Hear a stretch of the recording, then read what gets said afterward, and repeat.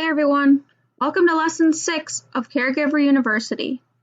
In this lesson, I'm going to give you the breakdown on skin breakdown.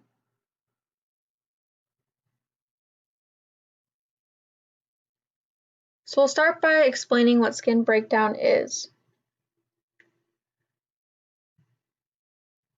Skin breakdown is a common but avoidable condition that usually affects individuals with limited mobility and causes injury to the skin and underlying tissue.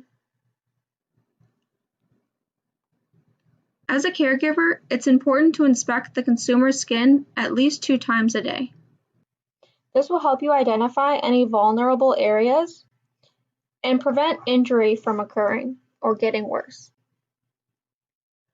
When completing the skin inspection, it's important to look for any redness or darkening, blisters, bruising, cracking or dryness, or any scrapes or other injuries.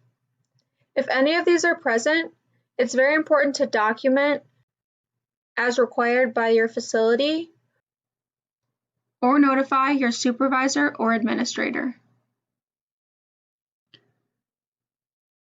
These areas are common sites of skin breakdown because they are bony areas, and when the consumer is sitting in one position for a long period of time, these bones end up pressing on the skin and tissues, which make the pressure sore or wound.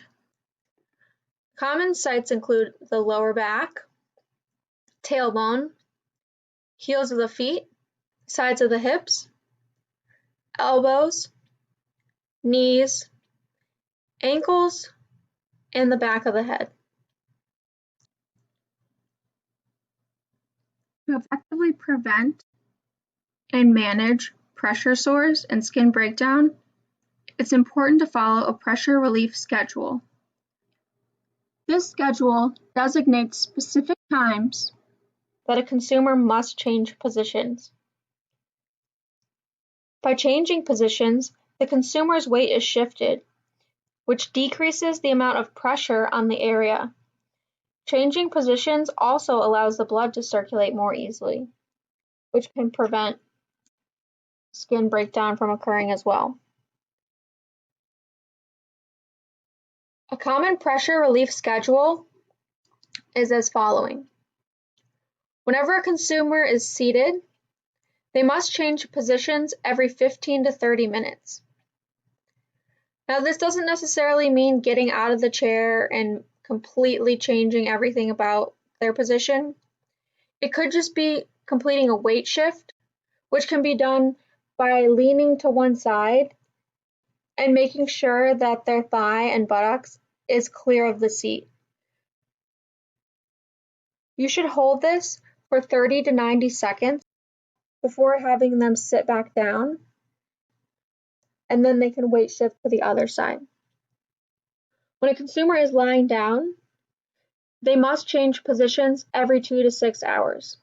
So the same thing with this, they can change position by weight shifting. They don't have to actually completely change positions if they don't want to. Also important to note that these guidelines must be followed whether the consumer is able to reposition themselves or if they need maximum assistance. Here are some ways to prevent skin breakdown and pressure sores. First, you want to try to use pillows or foam padding to protect the vulnerable areas that we discussed earlier. However, you want to avoid using folded blankets or towels because they're not completely smooth and can actually cause injury to the skin. You also want to try to avoid skin-on-skin contact and keep all areas of the skin clean and dry at all times. This means minimizing the amount of time that stool or urine is in contact with the skin.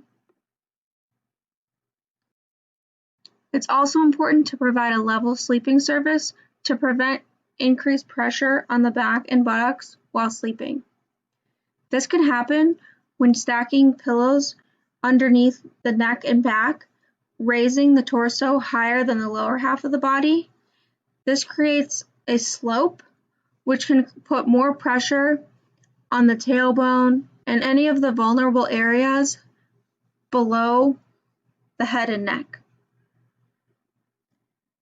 It's also important to be aware that some consumers may need specialized equipment, such as a specific mattress or cushion, to prevent or control skin breakdown.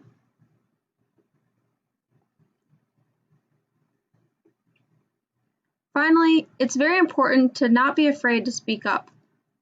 If you ever have concerns about a consumer or notice something that you feel should be addressed, you need to talk to your supervisor or administrator. You are the ones who spend the most time with consumers and may notice things that others may not. Prevention and early treatment is the key to managing pressure sores. This is the end of Lesson 6. Please move on to the next slide and answer the questions to the quiz.